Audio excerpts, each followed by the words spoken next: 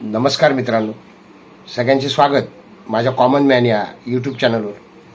मित्रांनो, जसं जसं अयोध्येचा प्राणप्रतिष्ठा सोहळा प्रभू श्री रामचंद्र त्यांचं अयोध्येत मंदिर भव्य दिव्य असं मंदिर बांधून तयार होतं आहे आणि त्यांचा प्राणप्रतिष्ठा सोहळा आता जवळच येतो आहे.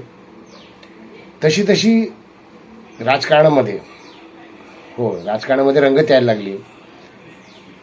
इंडिया आघाडीच्या लोकांनी भारतीय जनता पार्टी विशेषतः नरेंद्र मोदी यांच्यावर वेगवेगळ्या पद्धतीने राम मंदिरावरून टीका करायला सुरुवात केली आहे. आता एक गंमत सांगायची म्हणजे या इंडिया आघाडीच्या लोकांनी त्यांनी आता हे म्हणायला सुरुवात केली आहे की राम मंदिर हा एक इव्हेंट बनवला जातो आहे. म्हणजे ज्या राम मंदिराला बांधू नये यासाठीच काँग्रेस प्रयत्न करत राहिली, अगदी शेवटपर्यंत लढत राहिली. ते राम मंदिरात होतं आहे आणि आता झाल्यानंतर त्यांचं म्हणणं आहे की हा एक इव्हेंट आहे. माझं म्हणणं आहे इव्हेंट असायलाच हवा. अनेक वर्षापासूनची राम मंदिराची लढाई सनातन धर्माने जिंकलेली आहे.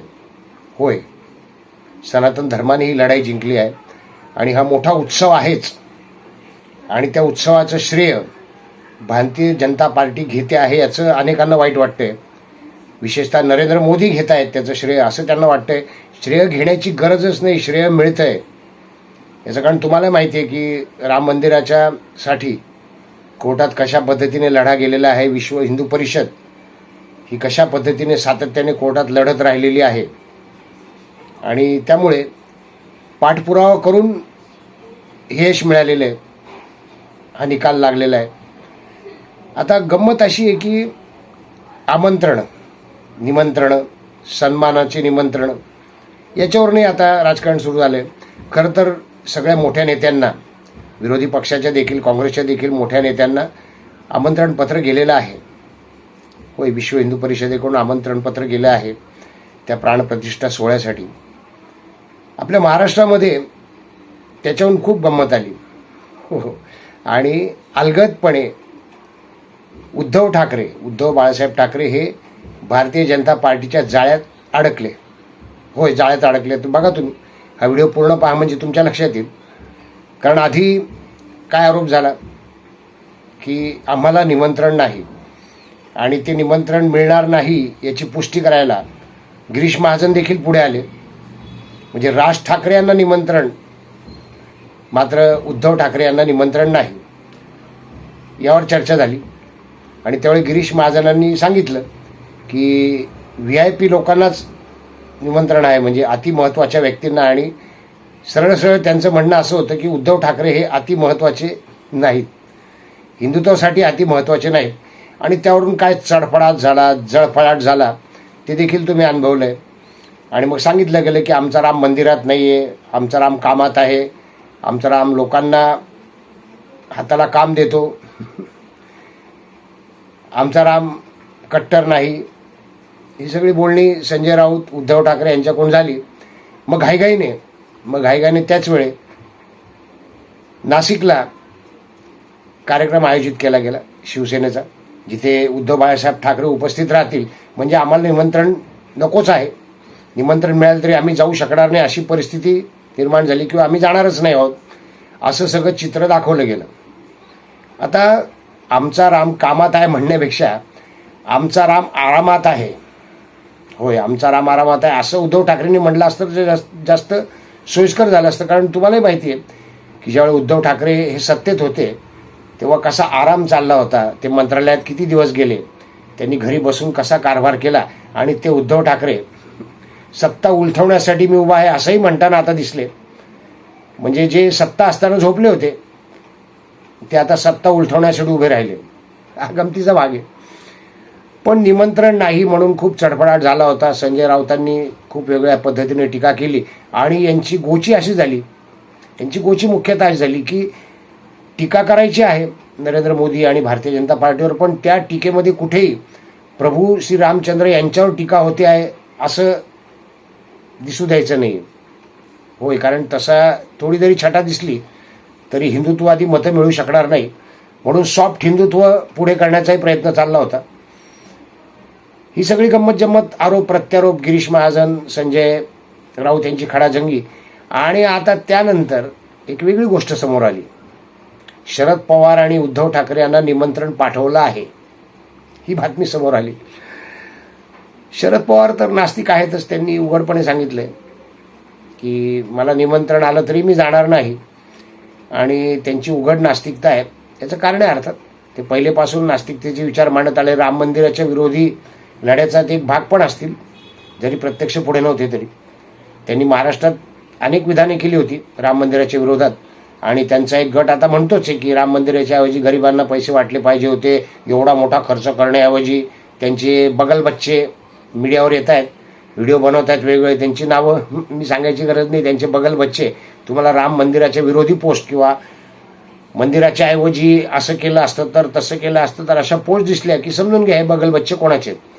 त्यामुळे शरद पवारांचा प्रश्न तर राहिलाच बाजूला. मी येणारच नाही म्हटलं.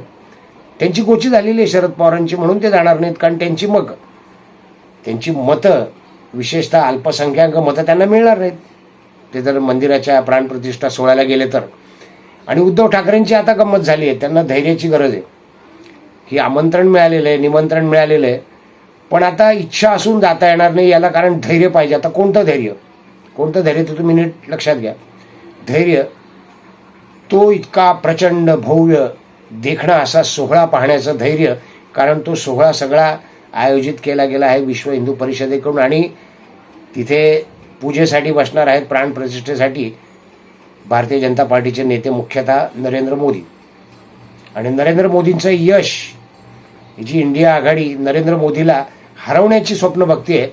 नरेंद्र मोदींना पुन्हा येऊ देणार नाही, त्यांना उलथवून टाकीन, सत्ता उलथवण्यासाठी मी उभा आहे, जो पूर्वी झोपला होतो.